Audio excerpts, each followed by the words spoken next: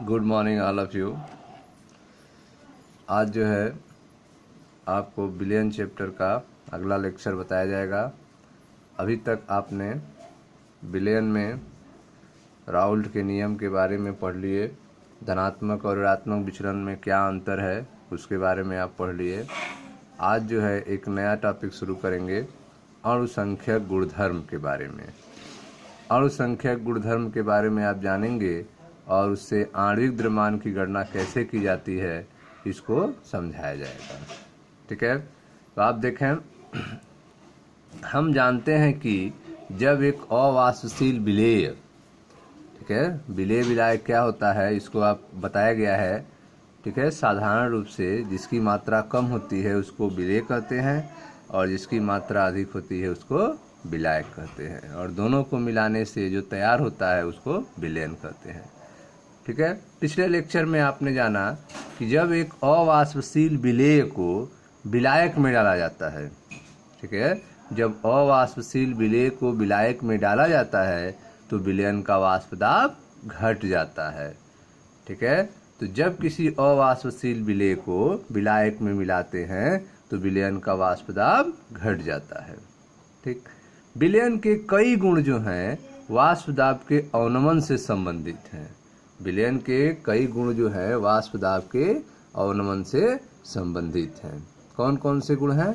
जैसे पहला है विलायक के वाष्प दाब का आपेक्षिक अवनमन।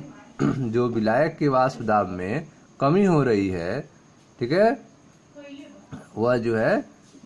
दूसरा देखें, विलायक के हिमांक का अवनमन, विलायक के क्वथनांक का उन्नयन, विलयन का प्रासरण दाब। ठीक है, तो ये चार गुण हैं जो आप देख रहे हैं संबंधित हैं विलयन के से। तो इनको अलग अलग आपको पढ़ना है। जैसे पहला हम स्टार्ट कर रहे हैं, ठीक है, वाष्प दाब का अपेक्षिक अवनमन क्या होता है।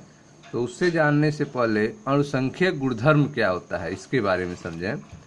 तो अणुसंख्यक गुणधर्म वे सभी गुण जो विलयन में उपस्थित कुल कणों की संख्या तथा विलेय कणों की संख्या के अनुपात पर निर्भर करते हैं, न कि विलेय कणों की प्रकृति पर। ऐसे गुणों को अणुसंख्यक गुणधर्म कहते हैं। देखिए, वे सभी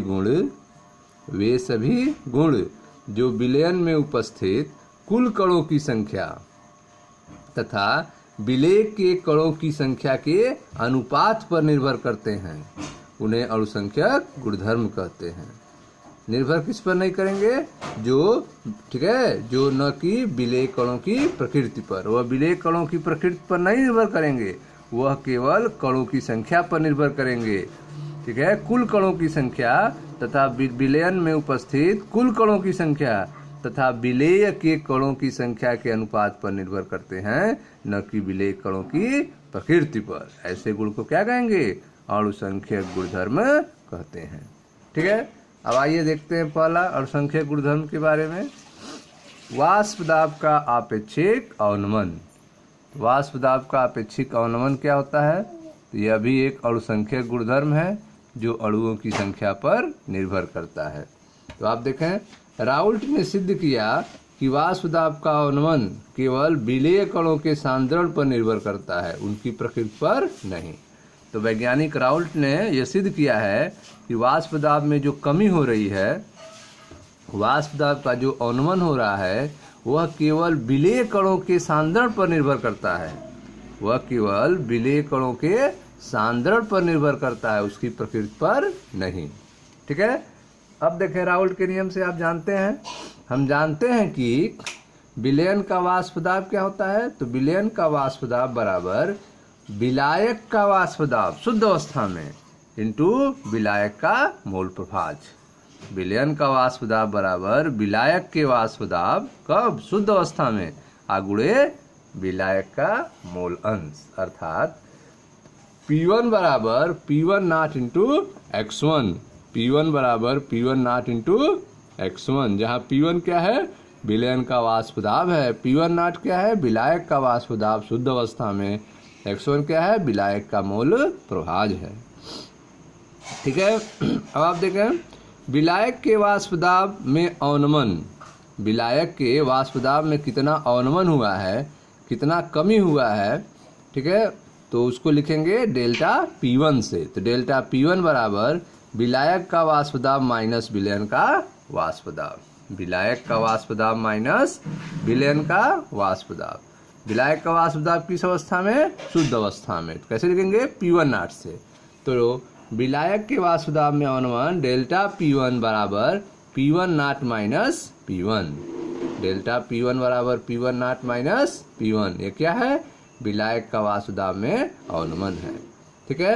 अब P1 का मान कितना है? P1 बराबर P1 नॉट इंटू x1, तो यहाँ पे P1 का मान रख दें, ठीक है। P1 बराबर है P1 नॉट इंटू x1, तो यहाँ पे P1 का मान आप रख देंगे। तो विलायक के वाष्प दाब में अवनमन डेल्टा P1 बराबर P1 not minus P1 not into x1। अब यहाँ पे P1 दोनों में है तो कॉमन ले लिए, तो डेल्टा P1 बराबर P1 नॉट कॉमन हो गया, कोष्टक में हो गया 1 माइनस x1, समीकरण नंबर 1, ठीक। अब आप जानते हैं कि x1 धन x2 बराबर 1 होता है, ठीक है। ये पीछे आप पढ़े हैं कि हम जानते हैं कि x1 धन x2 बराबर 1, ठीक है। तो यहाँ पे x2 बराबर क्या हो जाएगा? 1 माइनस x1, x2 बराबर 1 माइनस x1 हो जाएगा, ठीक है।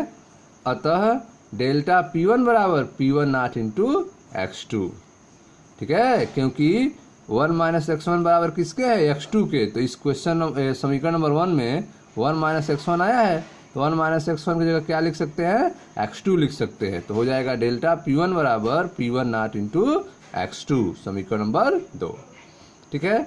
जिस विलयन में कोई अवाष्पशील विलय होते हैं, कई, ठीक है ना, जिस विलयन में एक से अधिक अवाष्पशील विलय मिला दिए गए हो, यूरिया भी मिला दिया गया हो, ठीक है, ग्लूकोज भी मिला दिया गया, तो 2 वाष्पशील होंगे, ठीक है, नमक मिला दिया 3 हो गए। तो इस तरह से जिस विलयन में कई अवाष्पशील विलय होते हैं उनके वाष्प दाब जो है कैसे निकालेंगे?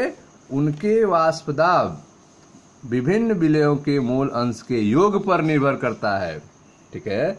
जिस विलयन में कई अवाष्पशील विलय होते हैं उनके वाष्प दाब का अवनमन विभिन्न विलयों के मोल अंश के योग पर निर्भर करता है। तो अगर एक से अधिक, ठीक है, विलयन में अवाष्पशील विलय हैं तो उनके वाष्प दाब का अवनमन कैसे निकलेगा? उनके वाष्प दाब का अवनमन अलग अलग विलयों के मोल अंश के योग पर निर्भर करता है, ठीक है।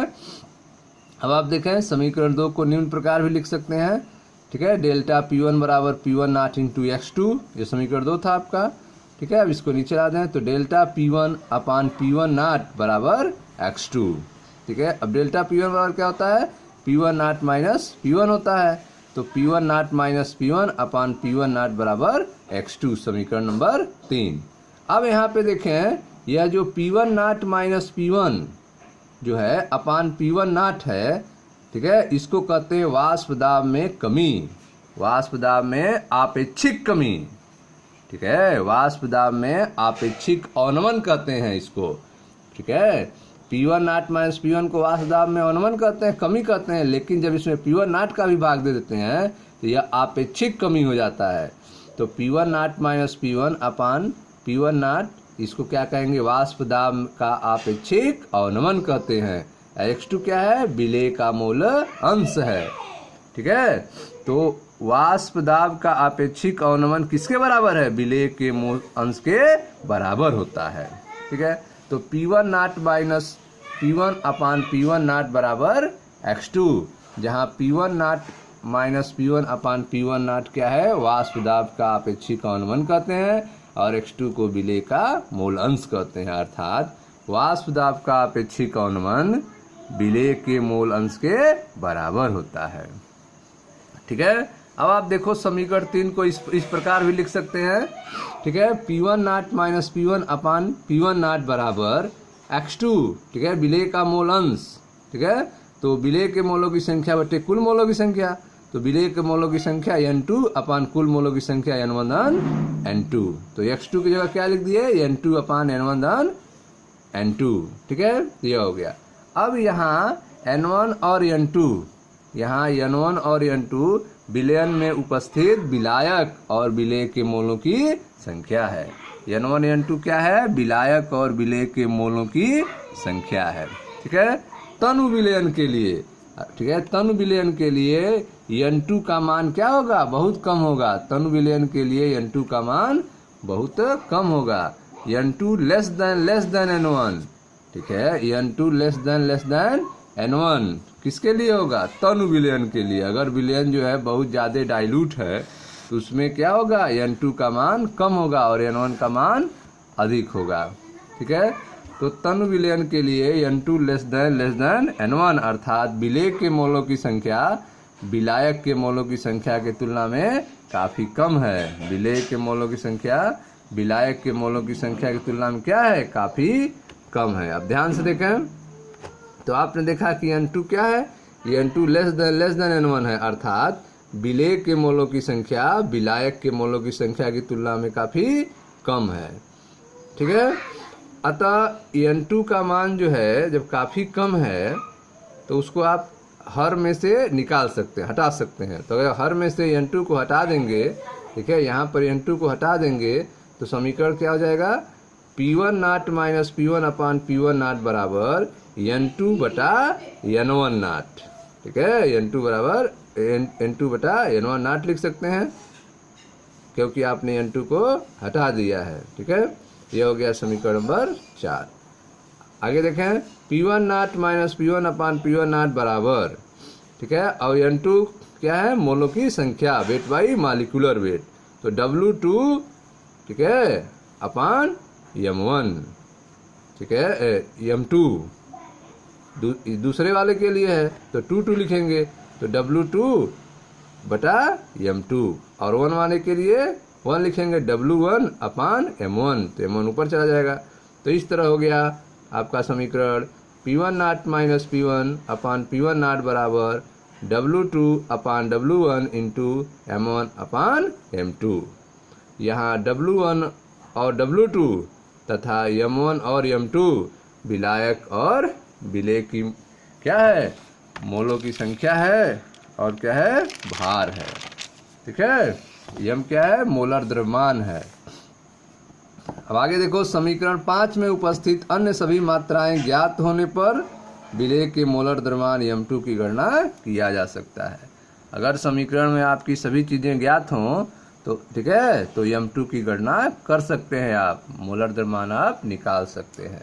तो इस तरह से आपने देखा कि कैसे वाष्प दाब के आपेक्षिक अवनमन में मोलर द्रव्यमान की गणना करते हैं। तो यह समीकरण आपका मिला P1 not minus P1 upon P1 not बराबर W2 बटा W1 इंटू M1 अपान M2। तो इस समीकरण से हम जो है बाकी अगर चीज़ें ज्ञात हों तो इसमें हम M2 की गणना कर सकते हैं, मोलर द्रव्यमान की गणना कर सकते हैं। ठीक है, अब आप देखें दूसरा है आपका क्वथनांक का उन्नयन। अब क्वथनांक का उन्नयन आप ध्यान से समझें, यह दूसरा अणुसंख्यक गुण है। किसी द्रव का क्वथनांक क्या होता है? बॉइलिंग पॉइंट क्या होता है? किसी द्रव का क्वथनांक वह ताप है जिस पर उसका वाष्प दाब वायुमंडल दाब के बराबर होता है। किसी द्रव का क्वथनांक वह ताप है जिस पर उसका वाष्प दाब वायुमंडल दाब के बराबर होता है, उसको उसका क्वथनांक कहते हैं। ठीक है, किसी द्रव का क्वथनांक वह ताप है जिस पर उसका वाष्प दाब वायुमंडलीय दाब के बराबर होता है। किसी विलायक में कोई अवाष्पशील पदार्थ घोलने पर उसका वाष्प दाब कम हो जाता है, जिससे के कारण क्वथनांक बढ़ जाता है। ठीक है, अगर आपके पास वाटर है, विलायक मतलब पानी है, और उसमें आप नमक घोल देंगे या यूरिया घोल देंगे या चीनी घोल देंगे तो उससे क्या होगा उसका? ठीक है, उससे उसका वाष्प दाब घट जाएगा, क्योंकि उसमें क्या घोल रहे हैं? अवाष्पशील पदार्थ घोल रहे हैं, जिससे वाष्प दाब घट जाएगा और वाष्प दाब घटने के कारण उसका क्वथनांक क्या हो जाएगा? बढ़ जाता है। ठीक है, तो किसी द्रव का क्वथनांक क्या होता है? बॉइलिंग पॉइंट वह ताप है जिस पर उसका वाष्प दाब वायुमंडलीय दाब के बराबर होता है। ठीक, किसी विलायक में कोई अवाष्पशील पदार्थ घोलने पर उसका वाष्प दाब कम हो जाता है, जिसके कारण क्वथनांक बढ़ जाता है। अर्थात वाष्प दाब अवनमन के कारण विलयन का क्वथनांक शुद्ध विलायक के क्वथनांक से अधिक हो जाता है। ठीक है, वाष्प दाब अवनमन के कारण विलयन का क्वथनांक जो होगा वो शुद्ध विलायक के क्वथनांक से क्या हो जाएगा, अधिक हो जाता है। ठीक है, विलयन और विलायक के क्वथनांकों का अंतर, जो विलयन और विलायक के क्वथनांकों का अंतर डेल्टा टीबी क्वथनांक का उन्नयन कहलाता है। तो क्वथनांक का उन्नयन क्या होता है, विलयन और विलायक के क्वथनांकों का अंतर जिसको लिखते हैं डेल्टा टीबी से, यह क्या है, क्वथनांक का उन्नयन कहलाता है। यदि शुद्ध विलायक का क्वथनांक T0 और विलयन का क्वथनांक T हो, ठीक है, अगर शुद्ध विलायक का क्वथनांक क्या हो, T0 हो, T0 हो और विलयन का क्वथनांक T हो, तो क्वथनांक का उन्नयन क्या होगा, डेल्टा टीबी बराबर T माइनस T0। ऐसे लिख सकते हैं, क्वथनांक का उन्नयन डेल्टा टीबी बराबर T माइनस T0 लिख सकते हैं। अगर दूसरे तरीके से भी लिख सकते हैं, यदि टीबी नाट शुद्ध विलायक का क्वथनांक हो, यदि टीबी नाट क्या हो, शुद्ध विलायक का क्वथनांक हो और टीबी जो है विलयन का क्वथनांक हो, तो क्वथनांक का उन्नयन डेल्टा टीबी बराबर, ठीक है, तो क्वथनांक का उन्नयन डेल्टा टीबी बराबर टीबी माइनस टीबी नाट। तो यदि टीबी नाट क्या हो, शुद्ध विलायक का क्वथनांक हो और टीबी जो है विलयन का क्वथनांक हो, तो क्वथनांक का उन्नयन डेल्टा टीबी बराबर टीबी माइनस टीबी नाट, ऐसे लिख सकते हैं। ठीक, प्रयोग के आधार पर हम पाते हैं कि तनु विलयन में क्वथनांक का उन्नयन डेल्टा टीबी, ठीक है, तनु विलयन में क्वथनांक का उन्नयन डेल्टा टीबी विलयन में उपस्थित विलेय के मोलर सांद्रता के समानुपाती होता है। तनु विलयन में क्वथनांक का उन्नयन डेल्टा टीबी विलयन में उपस्थित विलेय के मोलल सांद्रता के समानुपाती होता है। यह प्रयोग के द्वारा पाया गया है कि तनु विलयन में क्वथनांक का उन्नयन जो होगा डेल्टा टीबी, वह विलयन में उपस्थित विलेय के मोलल सांद्रता के समानुपाती होता है। अतः डेल्टा टीबी समानुपाती मोलल सांद्रता, डेल्टा टीबी समानुपाती स्मॉल एम। ठीक है, अब समानुपाती हटाएंगे, एक नियतांक आएगा, तो डेल्टा टीबी बराबर केबी इंटू स्मॉल एम। ठीक है, यहाँ पे केबी क्या है, एक नियतांक है, यम क्या है, मोललता है। यहाँ पर यम क्या है, मोललता है, अर्थात 1 किलोग्राम विलायक में विलेय के मोलों की संख्या है। 1 किलोग्राम विलायक में विलेय के मोलों की संख्या है, तथा केबी क्वथनांक उन्नयन स्थिरांक या मोलल उन्नयन स्थिरांक कहलाता है। जो केबी स्थिरांक आया है उसको क्या कहते हैं, क्वथनांक उन्नयन स्थिरांक या मोलल उन्नयन स्थिरांक कहते हैं। केबी की इकाई होती है किलोग्राम, ठीक है ना, केल्विन किलोग्राम पर मोल, केल्विन किलोग्राम पर मोल होता है। ठीक है, अब आगे देखें ध्यान से, यदि M2 मोलर द्रव्यमान वाले विलेय के W2 ग्राम, M2 मोलर द्रव्यमान वाले विलेय के W2 ग्राम, ठीक है, W1 ग्राम विलायक में उपस्थित हो, W1 ग्राम विलायक में उपस्थित हो, तो विलयन की मोललता बराबर, ठीक है, तो विलयन की मोललता का समीकरण पढ़े हैं। ठीक है, विलयन की मोललता बराबर क्या होगा, यदि M2 मोलर द्रव्यमान वाले विलेय के W1 ग्राम विलायक में उपस्थित हो, तो विलयन की मोललता स्मॉल एम बराबर W2 बटे M2 अपान W1 बटे 1000।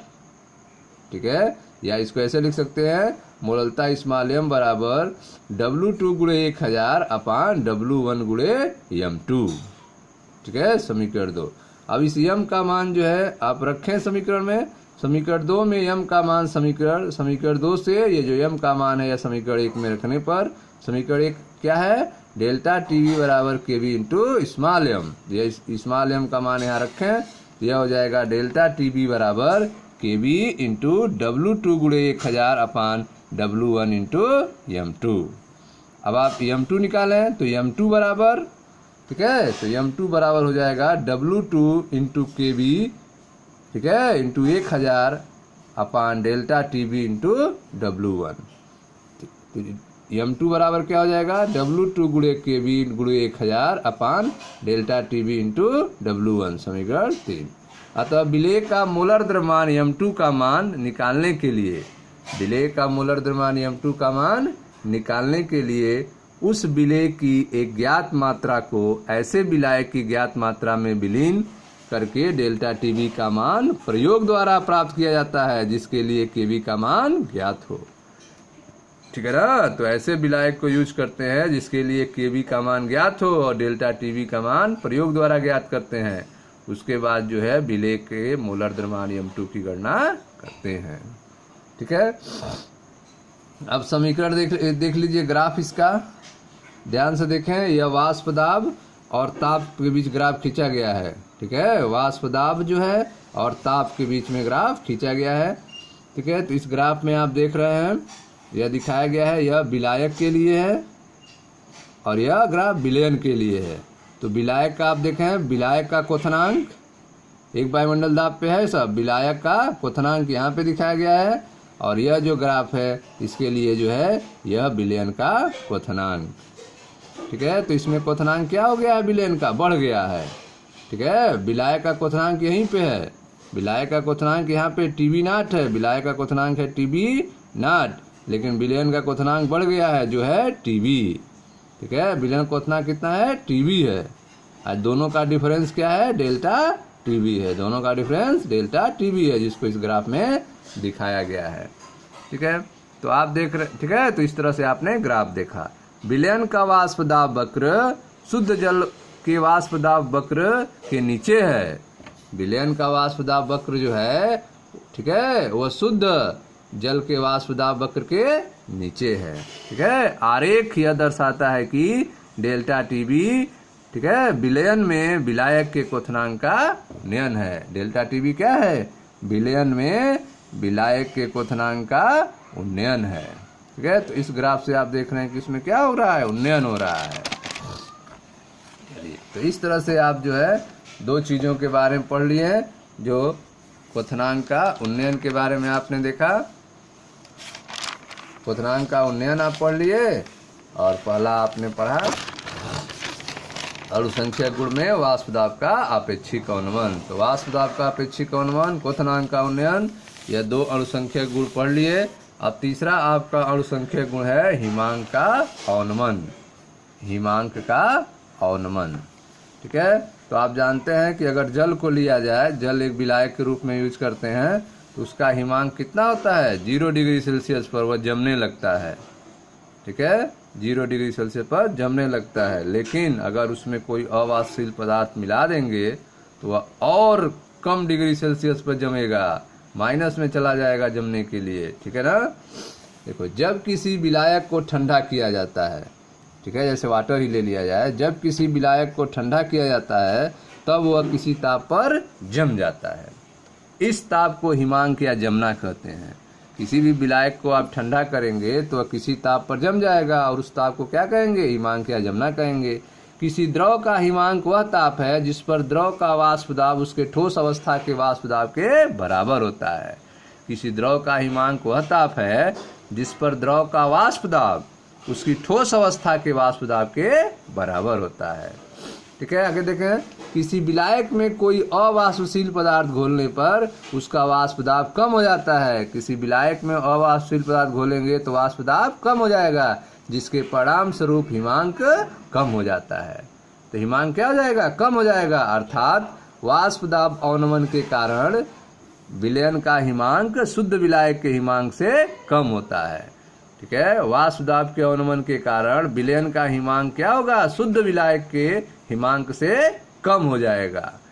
ठीक है, आगे देखें, विलायक और विलयन के हिमांकों का अंतर, जो विलायक और विलयन के हिमांकों का जो अंतर हो रहा है डेल्टा टीएफ, उसको क्या कहेंगे, हिमांक का अवनमन कहलाता है। विलायक और विलयन के हिमांकों का अंतर डेल्टा टीएफ हिमांक का अवनमन कहलाता है।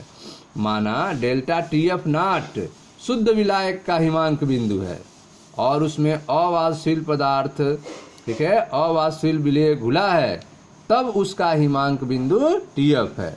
जब शुद्ध विलायक है तो उसका हिमांक बिंदु टीएफ नॉट है, और जब उसमें अवाष्पशील विलेय घोल देंगे तब उसका हिमांक क्या बिंदु क्या है, टीएफ है। अतः हिमांक में कमी अर्थात अवनमन डेल्टा टीएफ बराबर टीएफ नॉट माइनस टीएफ। ठीक है। तो हिमांक में अवनमन क्या होगा, डेल्टा टी एफ बराबर T F not minus T F होगा। तनु विलयन, ठीक है, का हिमांक अवनमन डेल्टा टी एफ विलयन के मोललता के समानुपाती होता है। तनु विलयन, जिसको आदर्श विलयन भी मान सकते हैं, का हिमांक अवनमन डेल्टा टी एफ जो होगा वह विलयन की मोललता के समानुपाती होगा। अतः डेल्टा टी एफ समानुपाती small M, delta T F समानुपाती स्मॉल एम, समानुपाती हटाएंगे बराबर लिखेंगे, एक नियतांक लिखेंगे, डेल्टा टी एफ बराबर के एफ इंटू स्मॉल एम, समीकरण 1।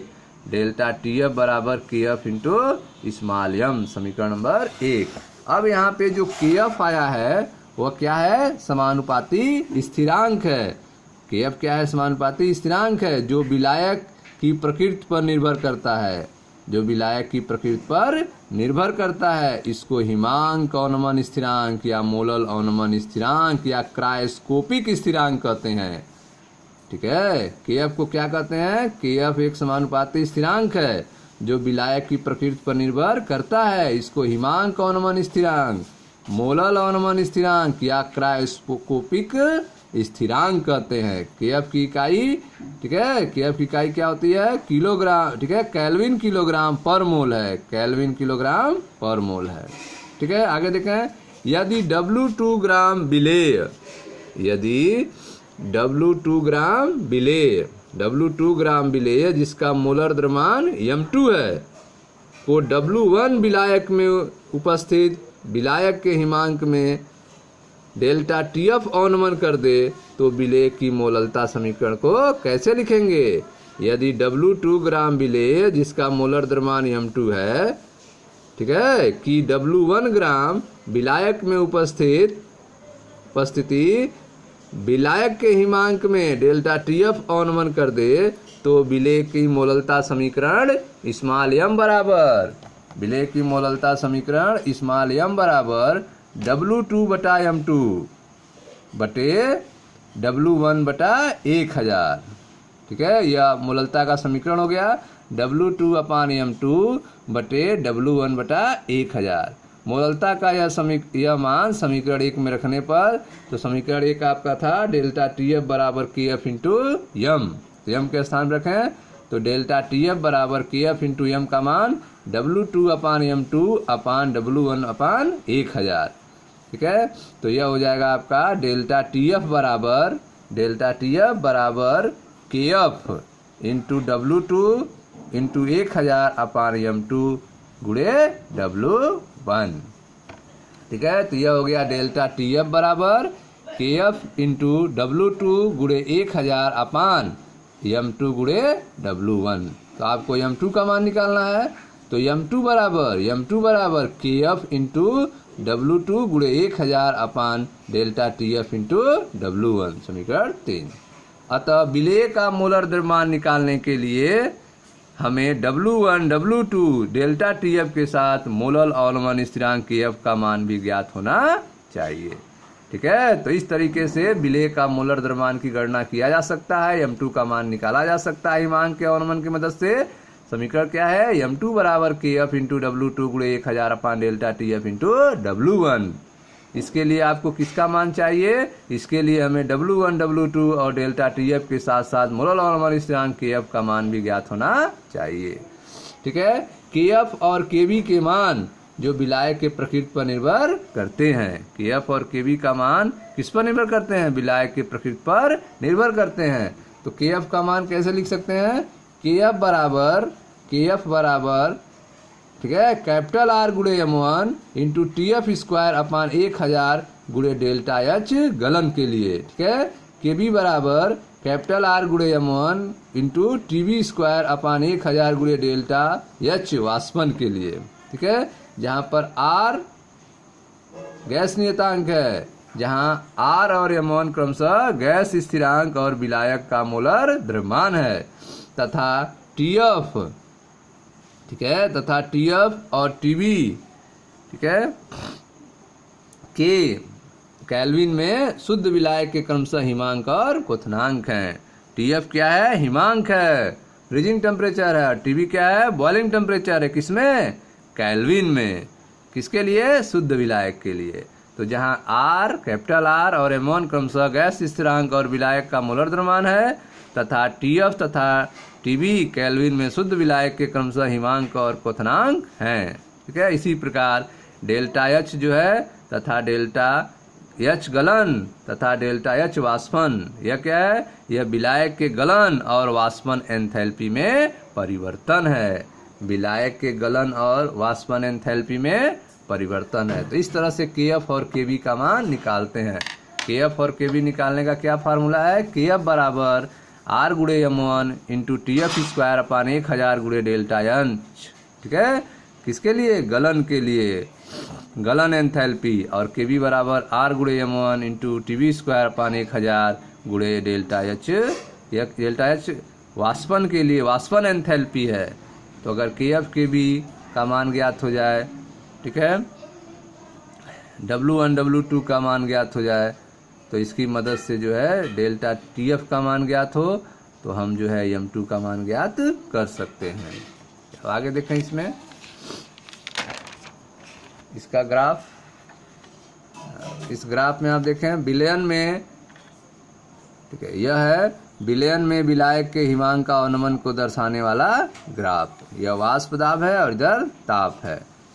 ठीक है, तो यहाँ पे आप देख रहे हैं TF फ्रीजिंग टेम्परेचर है आपका, फ्रीजिंग टेम्परेचर, और यह है आपका प्योर अवस्था में TF not, TF not pure अवस्था में फ्रीजिंग टेम्परेचर। तो द्रव विलायक के लिए यह फ्रीजिंग टेम्परेचर है TF नॉट, ठीक है, और यह विलयन के लिए फ्रीजिंग टेम्परेचर है TF। ठीक है, तो यह आप देख रहे हैं क्या हो गया है? घट गया है, यहाँ से यहाँ पर आ गया है। ठीक है, हिमांकित विलयन का यह मान घट गया है। ठीक है, यह प्योर में है, द्रव विलायक के लिए यह वैल्यू है आपका TF नॉट, और यहाँ पे जब आपने इसमें मिला दिया है अवाष्पशील पदार्थ तो घट गया है। तो हिमांकित विलयन के लिए TF है। तो कितनी कमी हुई है? ठीक है, यहाँ से यहाँ पहुँच गया है, कमी आपका डेल्टा TF है। यह आपका हिमांक का अवनमन है। ठीक है, तो इस तरह से आपको 3 अणुसंख्यक गुण बता दिए गए। अब जो है आपका चौथा अणुसंख्यक गुण बताया जाएगा, परासरण और परासरण दाब। ठीक है, इसको अगले वीडियो लेक्चर में बताएंगे। तब ठीक है, तब तक जो है आप इस वीडियो लेक्चर को बार बार देखें और पिछला जो वीडियो लेक्चर है इससे संबंधित उसको भी आप समझें। ठीक है, तब तक के लिए धन्यवाद। वीडियो को लाइक करें, शेयर करें एंड सब्सक्राइब करें। धन्यवाद।